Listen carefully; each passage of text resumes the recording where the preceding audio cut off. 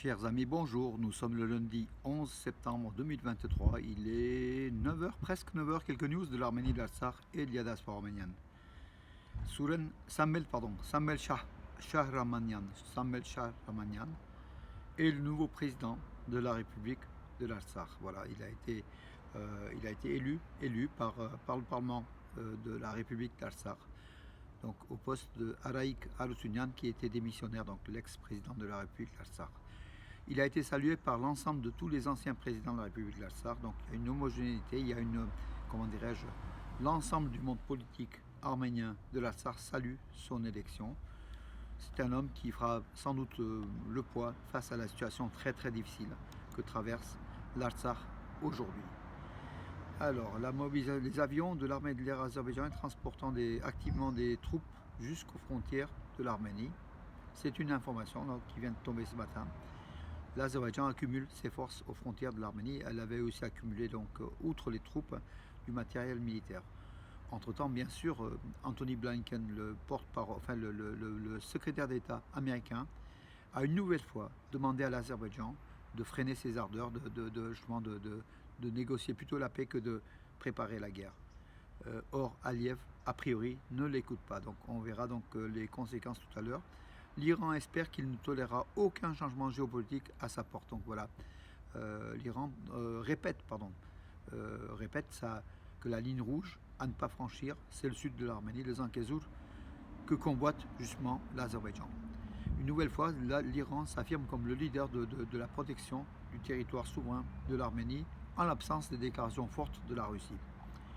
La Russie qui a autorisé un camion humanitaire,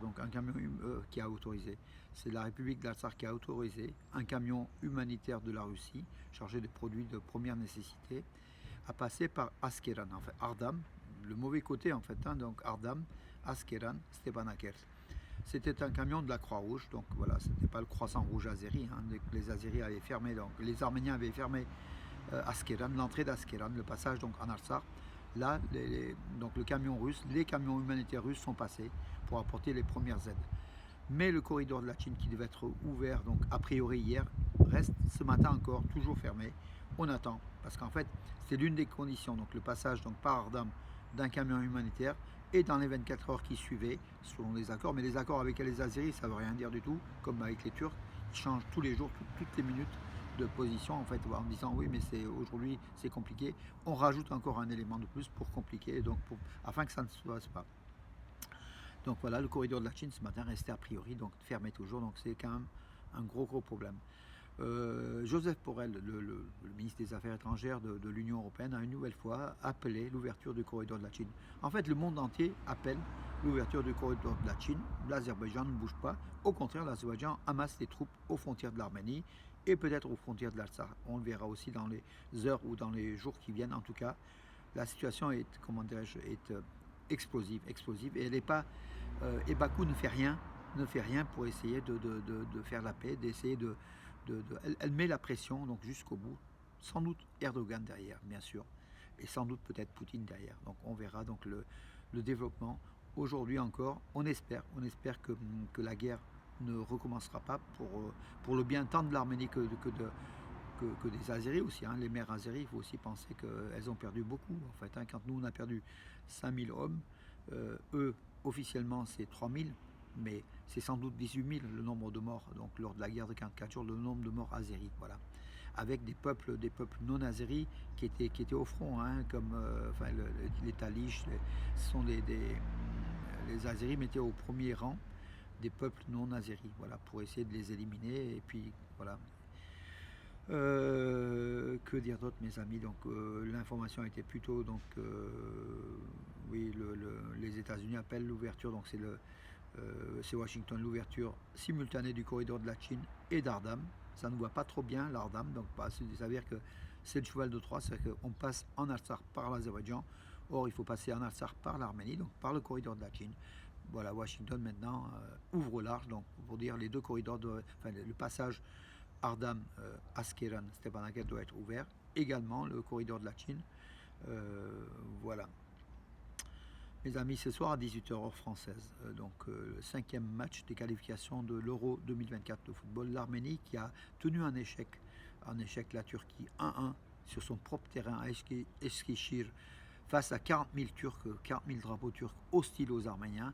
D'ailleurs, on a eu une vidéo des joueurs arméniens entrant au stade, c'était Zalelayan qui tenait, c'est l'UEFA qui obligeait, et la FIFA, que chaque joueur prenne la main d'un enfant voilà, qui rentre dans le stade. L'enfant turc, il devait avoir 4-5 ans, a refusé de donner la main au joueur international arménien, Lucas Zalelayan. Et ça, c'est pas l'enfant qui a décidé, c'est les parents qui ont dit attention, fais pas ça. C'est une propagande turque déguisée.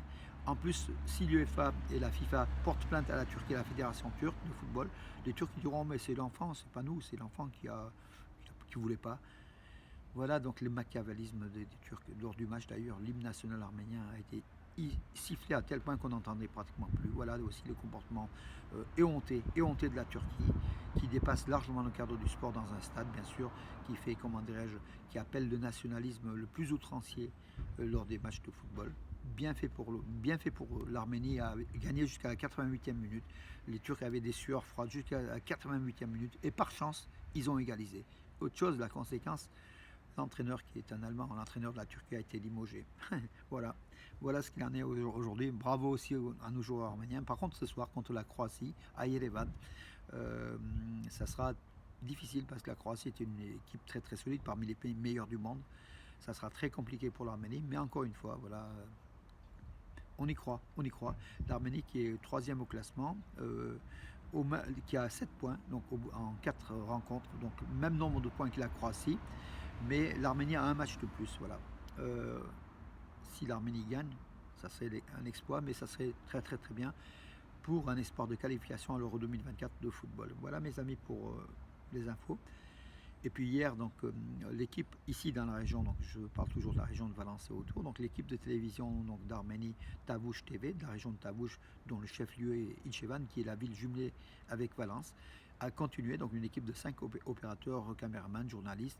Ils ont donc continué à filmer la communauté arménienne de Valence et de la région, et puis des lieux touristiques, des lieux importants pour présenter donc aux téléspectateurs du Tavush ce que c'est que la région de Valence, la Drôme et l'Ardèche.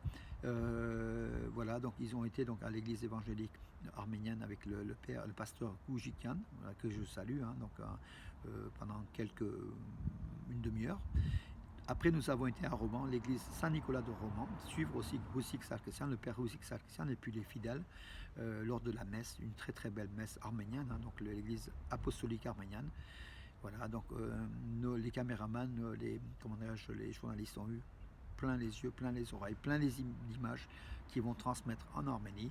Le parc Ichevan à Valence, bien sûr, du nom de la ville jumelle d'Ichevan d'Arménie, ici à Valence, le parc Ichevan, puis des lieux, des lieux importants de l'Arménité, de l'Arménie ici à Valence. Voilà.